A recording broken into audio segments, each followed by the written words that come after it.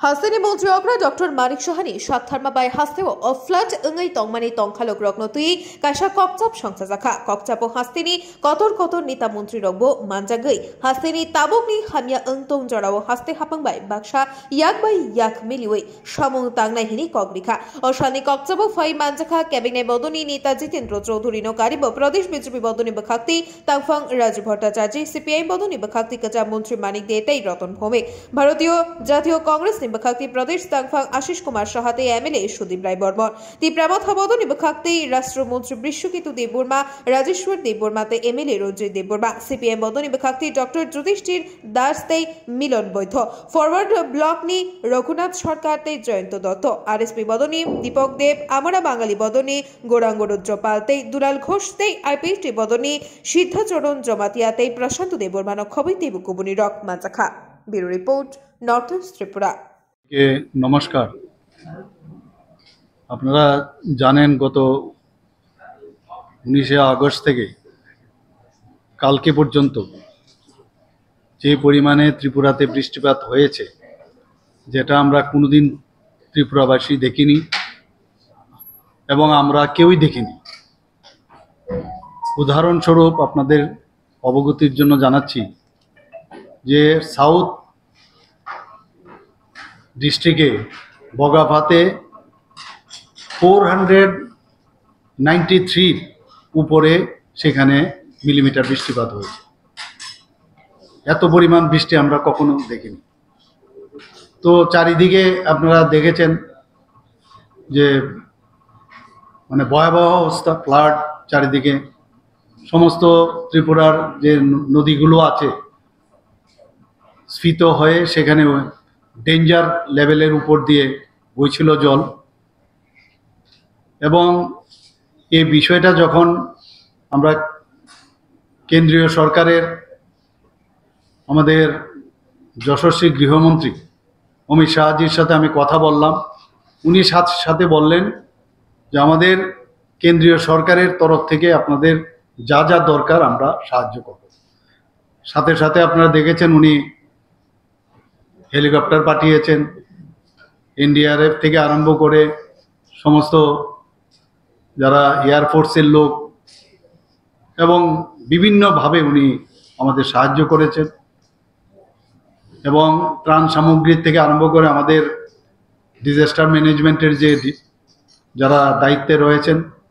তারাও কিন্তু এবং আমাদের পুরো অ্যাডমিনিস্ট্রেশন তারাও কিন্তু বসেনি দিন রাত এক হয়ে সবাই কাজ করছে গতকালও আমরা যেটা দেখলাম যে অন্যান্য যেসব নদীগুলো আছে সেখানে কিন্তু জলস্তর অনেকটা কমে গেছে কিন্তু গোমতী যে নদী গোমতীর সেখানে কিন্তু এখনো একই স্ট্যাটাস কি অবস্থা ডেঞ্জার লেভেলের উপরেই চলছে সেখানে এখন পর্যন্ত আমাদের কাছে যা খবর আছে সেখানে প্রায়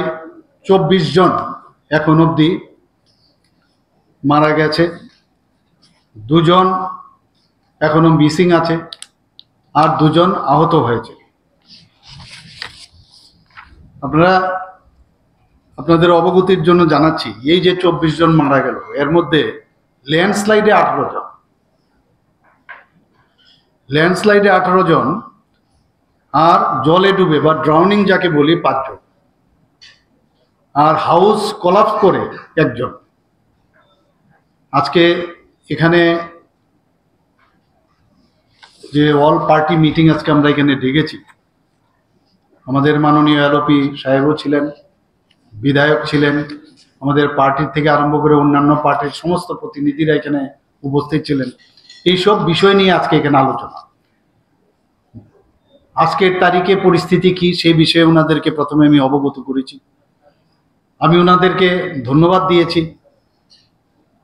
যে গতকালই আমরা নোটিশ করেছি কিন্তু সবাই এমন কোনো পার্টি নেই অলমোস্ট সব পার্টি প্রতিনিধিরা এখানে এসেছেন ওনারা ওনাদের মূল্যবান পরামর্শ আমাদের দিয়েছেন ওনারা বলেছেন যে এইরকম ক্রাইসিস পিরিয়ডে আমরা সবাই এক হয়ে আমরা কাজ করব এর জন্য আমি ত্রিপুরা সরকারের তরফ থেকে ওনাদেরকে ধন্যবাদ দিয়েছি এবং আগামী দিনে ওনারা বলেছেন যে এই ধরনের যদি অল পার্টি মিটিং আরও সাব ডিভিশনাল লেভেলেও যদি সেটা করা যায় তাহলে আরও ভালো হবে। ওনারা অনেক সাজেশন আমাদের দিয়েছেন এবং সবকটা সাজেশন আমি দেখলাম যে প্রকৃত অর্থেই খুব ভালো। এবং আমি আজকে আমরা অন্য পার্টি করতে পারি, এখানে কিন্তু কোনো রাজনৈতিক কোনো কথাবার্তা আজকে হয়নি। ওনারা বলেছেন যে এইরকম এই ধরনের যখন ক্রাইসিস হবে আমরা সবাই মিলে এই ক্রাইসিস থেকে কিভাবে আমরা ওভারকাম করব সেটা হচ্ছে আসল বিষয়। অনেক বিষয় এখানে এসছে, রিলিফ থেকে আরম্ভ করে আমরা আমাদের কথা বললাম এবং আমরা বললাম এখন অবধি যে লস হয়েছে, এস্টিমেট হয়েছে প্রায় সরকারি পর্যায়ে প্রায় 15,000 কোটি টাকার মতো, মানে এখন পর্যন্ত যা অ্যাসেস করা গেছে এটা কিন্তু আপারেন্ট, এটা প্রিলিমিনারি অ্যাসেসমেন্ট। তো ওনারাও বলছেন যে এটা আরো বাড়বে, এটা অনেক বেশি বাড়বে। আমি ওনাদের আমার অভিজ্ঞতা বললাম যে আমি যখন বিভিন্ন শিবিরে আমি যাই, ডে 1 থেকে আমি সমস্ত রাত জেগে আমরা আধিকারিকদের নিয়ে আমি বসেছি।